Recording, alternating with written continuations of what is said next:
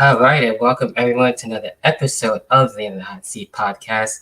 And with this very special episode is the first interview of the year for me, and I've been wanting to do this interview for a while now. And we got a very special guest with Rika Wildlee. What's going on? Thank you. Thank you for having me. I've been looking forward to doing this interview for quite some time. And finally, the stars have aligned and we have been able to do this podcast. So It's a pleasure to have you on, and I got a few questions if you don't mind. Gonna get right down into it. But first off, how are you doing? I'm doing great. Looking forward to what 2023 has in store for the Barker.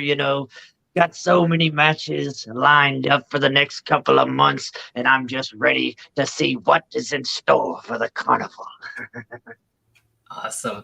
I'm glad everyone, one and all, was able to be here, a part of this. So I guess I think it would be appropriate to start things off about your character, how things came about, and what was your inspiration. Well, to be honest, I'm going to take it back to when I was about 15 or so years old. I was playing a game that we are all familiar with, especially people my age and maybe a little older, Dungeons and Dragons. I was a super D&D fan back in the day, and I mean I still am to this day, but my original character was Ricochet. That was the name, Ricochet. And eventually it was going to become once I got into the wrestling thing and all of that, it was going to be Rika the Wild Card Lee. And that was going to be the full name, the gimmick name. And it just over time ended up just being Rika Wildlee, and that's how that happened. Yeah, that's really cool. I haven't really gotten fully like into like Dungeons and Dragons just yet, but I know it's been really awesome from what I've seen so far. That's really cool. Yes. And getting into that, basically, is that the same like how you got into wrestling, or was there another reason that you got into it? Well, I've been a wrestling fan since I was about 8 years old. I can remember Stone Cold and The Rock in that era. When Attitude was real popping, and Yeah.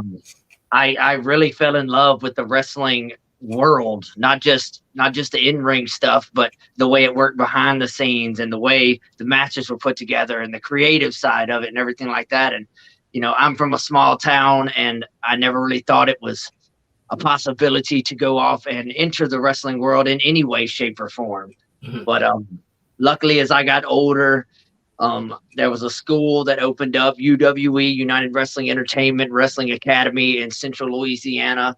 They're an amazing school, have taught some of the best Central Louisiana has to offer, in the last couple of years. And once they opened their doors, me and a handful of others, we were the first class to go through there. And it's been go, go, go ever since. Yeah, and I'm sure throughout that time you had some matches, and was there like any top matches that you look forward to ever since then, or maybe even advice that you have gotten along the way? Well, there's been a few matches that I've had that really stand above the rest, and one of them is going to be a three. It's actually three different matches, but it was a series of matches between me and Gatekeeper, and we had three separate matches, and it ended up, he won two, I won one, and he came out overall victorious. And he is a amazing wrestler, great competitor, great opponent, and regardless of the fact, a great friend. And he's one of my top matches. Awesome. And I know too, like with that being said, you're on the road a lot, and especially with traveling, what's been like one of your favorite places, especially to be able to be at, not only that, train at, and what's your training has been like? Well, I try to go train at least 2 or 3 times a week. There are new students coming every day, and they need their time to train as well. So I don't try to get in their way when the school is going on and trying to, teach the new classes rolling through. I let them do their thing. But I try to get in there a couple times a week and make sure that I can still, do what I need to do when it comes to match time. But as far as some of the coolest places I've been to wrestle, the convention center in Center, Texas. that was a really cool venue. It had a lot of space, had a lot of, you know, real potential to be.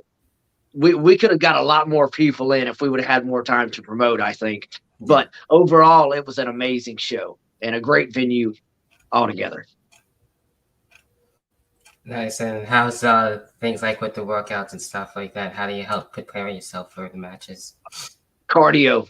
My number one is cardio. I mean, I try to do my push-ups, my sit-ups, my things like that every day.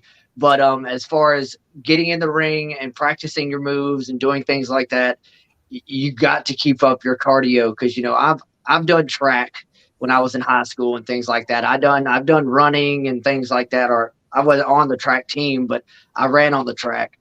And the cardio running on a track versus the cardio in wrestling is 110% different. And I believe that. yeah, and that's what it is, man. And it's crazy. It's crazy. It's crazy. It's crazy. You just gotta buckle down and get your cardio in because if you can't breathe, you can't wrestle. That's true. That's it. And with that being said, with other things like that, in terms of like music and stuff like that, is there anything that's on your playlist that in any particular that helps you get pumped up while you're training? Well, to be honest, I am a instrumental type guy. I don't like music with a lot of words in it. Yeah. Because I think words push potential to feel a certain way. If it's a song that comes across your playlist and it's a sadder song, you're going to start feeling sadder. If it's a hype song, you're going to feel hype. I don't want the words of a song interfering with my focus. So I turn on an instrumental and it's just the beat. It's just the rhythm. It's just the music, Okay.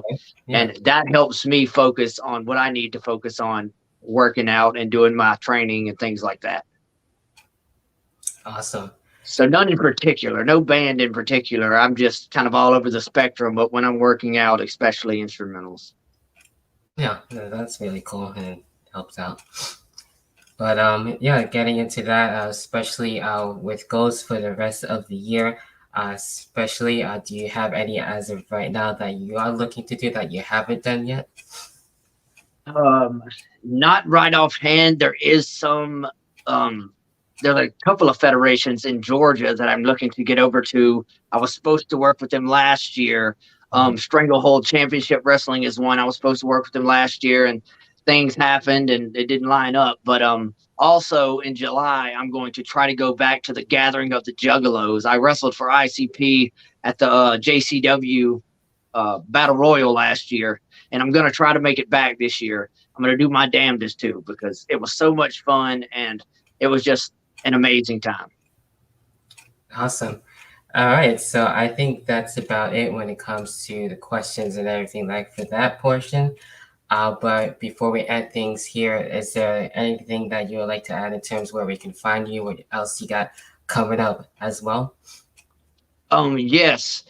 You can follow me on TikTok, Rika Wildlee Official, RIKAWILDLEE Official, all one word. You can find me on TikTok, Facebook. Matter of fact, if you want to look up any of my stuff, Google me. I done it the other day, crazy, because I'm the only Rika Wildlee out there. Go ahead, copyright it, mark it down now. I'm the only Rika Wildlee. Yeah. But seriously, though, it's been fun, and you guys follow me on all social medias, Twitter, Instagram, Facebook, TikTok, all that good stuff. I would love to meet you guys. If I'm ever around your area, please come to a show. I'm always just a message away if you want to holler at me if I'm going to be around your area. But with that said, thank you for letting me be on your show today. It has been an honor, and hopefully we can do it again soon. Yes, definitely. It's been an honor. I hope to have you back. Definitely for sure. And look forward to upcoming matches and what else you have to come. Maybe we'll get to catch up sometime. Sounds like a plan. All right. And that about does it for this episode for the In the Hot Seat podcast. As always, you can check out the link tree down below in the description box, as always, for all of the other socials. Until then, I'll catch everyone next time.